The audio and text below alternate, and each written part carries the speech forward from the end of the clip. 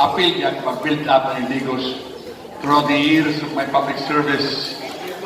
I have devoted not only in crafting and having approved the bill that became into law that made Digos municipality the city, but kung inyong tanawon ang palibot sa Digos, even before martial law, during martial law, after EDSA, until today, tanawa ang entire syudad sa Digos. Kung dunay usa ka barangay nga wa mo'y makita nga trabaho dito do kagas ubang nga kagas, simpyat siguro ko, pero wa mo'y makita ang barangay wala hinimo na all, including kapatagan everywhere, regardless of whether or not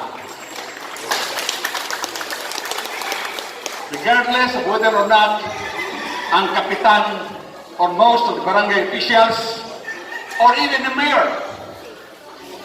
of formerly lungsod sa Digos o nahimong siyudad sa Digos nagpadayon ang akong pagtabang matag barangay aron sa Muniana magpadayon pag-uswag o pagnambo ang matag lugar sa atong pinalangga nga lungsod kaniadto nga Digos nga karon pinalanggang siyudad sa Digos. Ang akong tinawag na Kapitan Awing Limasa, pinakagwapong kapitan. Doon po yung First Lady nga pinakagwapa. Armas First Lady. First Lady! Kansi ka lang, kung ginagagahapon si ngalan ni First Lady, Carmeline. Carmeline? Ako ginaswerte kaya ni si Kapitan Awing. Ang asawa, gwapa na. Musuporta pag yun sa iyang liderato pagkakitan. Ang akong pagtahod sa mga barangay officials, kanya dire, ang atong principal sa National High School, Raquel Legazpi Casinio, ang atong principal sa elementary, Rita Kaming, mga teachers, mga Beats W, napaba mo? Magumusurtihin ni Kapitan na mag-release na ng 500 para sa inyong buwan. Sa iyang Facebook, salamat sa 25 mil na nihatag sa Kapitolyo para sa araw. Huwag kayo pasalamat sa 500. Mga katawan sa Ruparan, kumusta na mo?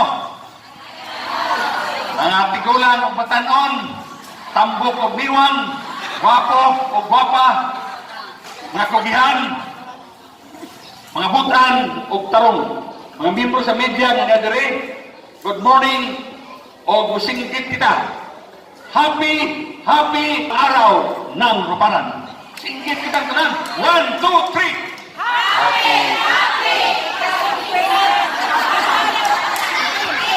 Naiwa mo singgit kaya magtiguang rin. Pwede na. 1, 2, 3. Happy araw, kapatid araw ng Ruparan. This is the first year sa inyong kapitan o kubang mga barangay officials. Of course, doon ay mga daan rin barangay officials. Ako rin tahoro rin, ako invited na bisita gikan sa Dulangan, Kapitan Susas. Kapitan, hapit ka na sa Kapitan, eleksyon pa. Bawang mag-eleksyon. Kadang first year nga performance as a barangay captain sa inyong kapitan. Kumpiyansa kayo na siya. Mo'y namantayan. Gumikan kay ang nagsuporta sa inyong barangay, duha na ka institusyon sa local governments, ang provincial government o city government. Na-appeal kong imbitar nga tinunanay. Kaniadto, imbitaron ako dire, sa di pa akong kapitan, pero dili tinunanay. Mag-goal, naman ko dire. Kaya ang ilang number 1 impitaron, ang mayor naman.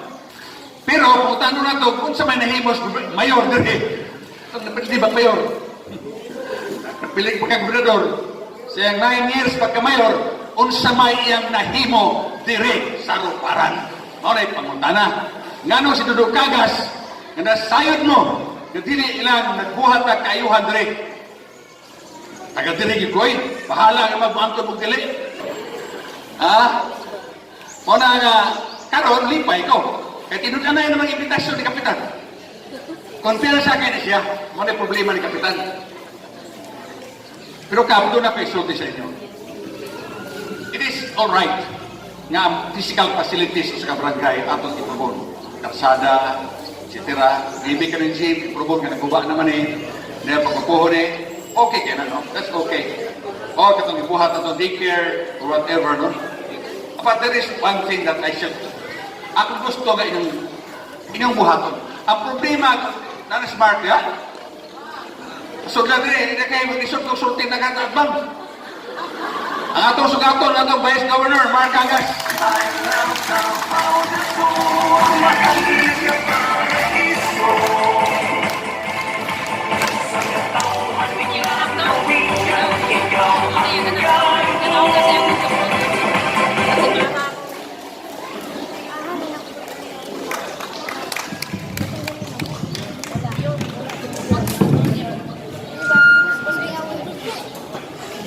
Pula na yung t-shirt?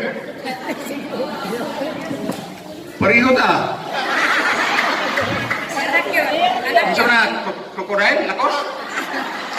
Ako malikon ang bisulti, nindot kaniniya nga ang atong mga pangsionaris, nagpangsyon, ang physical facilities sa atong barangay, i-develop, kaya mo na makita sa mga tao, di ba?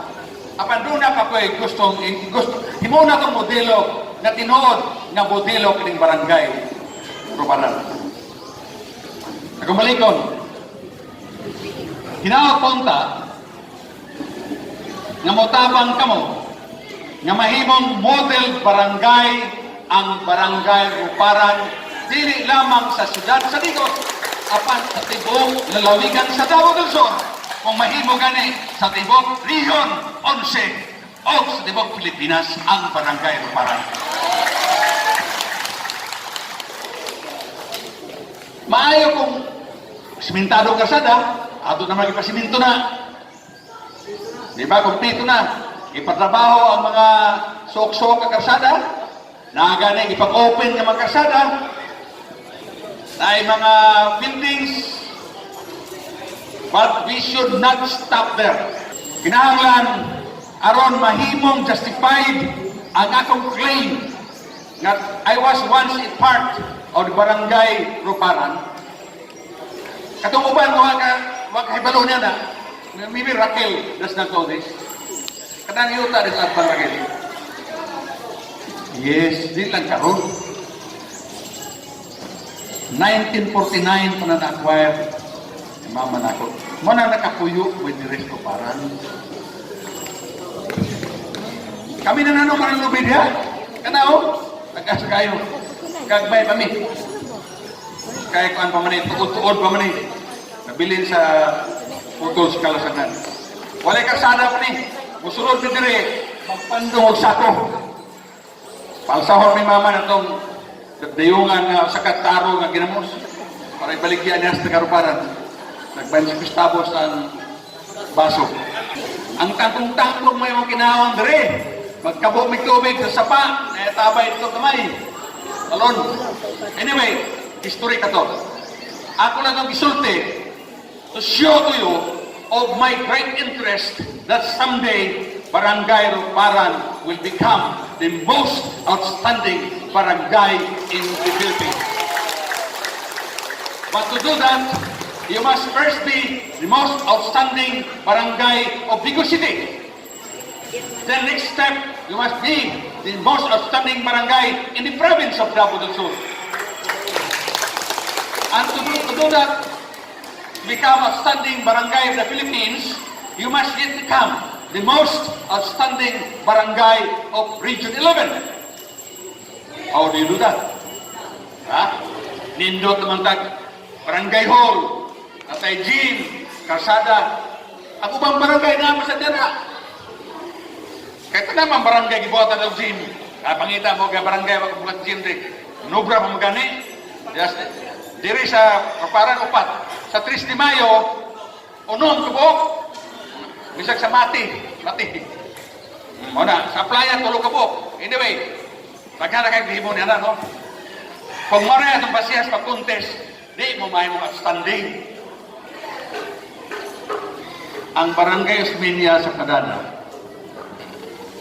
muna karon for the 2nd year, back to back. Natos pa sa NBA o sa PBA o sa kamala, back to back o sa may muna back to back to. Sunod-sunod, dukatuig. Nga mo daw, nahimo ang Osmeña nga barangay sa Kadada, most outstanding barangay of Region 11. Probinsya, sa Kadada, sa probinsya, Region 11, karon contestant sa Philippines. Nai-premyo sa Rion, 150,000. Ang Kapitolyo, akong premiuhan sila o 100,000. Okay. Batong sila lang ihimo. Mas importante na. Magbuhat ang programa na involved ang mga tao. Involved ang mga functionaries, involved ang mga teachers, involved ang mga kagawads, involved ang mga senior citizens, mga batanon involved, everybody should be involved. Unsa man. What is that? Actually, it is simple, but not complicated. Simple kay ang idea, cleanliness naman. Cleanliness by everybody. Ilang gigamit katong act si order nga kinahanglan molihok ang tanang barang katawhan sa barangay nga walay matinggi sa ilang barangay. Busa limpyo kayo. Anang kasilyas limpyo. Walay masitasan ka nagpundong tubig. Everywhere. Kalsada limpyo. Dapat walay basura nga gipanglabay. Dapat walay plastic nga gipanglabay. Kung mahimo, di na tamo gamit o plastic. Kaya kanang plastic, mao kanay nakakulyot sa atong environment, sa atong kadagatan, atong kasubaan. Nasayo mo ka makahino, kanang plastic, diesel man na. Diesel ka na ba? Kung diesel oil, gihimo plastic. Muna inigsunog na mo. Itong maho. Kung mahimo, di nata, doon na may panday karong malaod sa sangguniang panlaligan. Mark Nicoloniana, nga i-regulate ang paggamit ng plastic. But even before that happens, before that becomes an ordinance na punishable, mga taon dito sunod, voluntary kita ang tagaruparan magbuhat yan kaya makaayaw ka na sa environment. So, akong proposal ni, let this be my message that I hope you will remember. Kung mayroon mo nga suportahan ng Davao del Sur Province kung siyudad sa Digos, do your part. Dili pwedeng kamera magsuporta sa inyo. Suportahe inyong kaugalingon.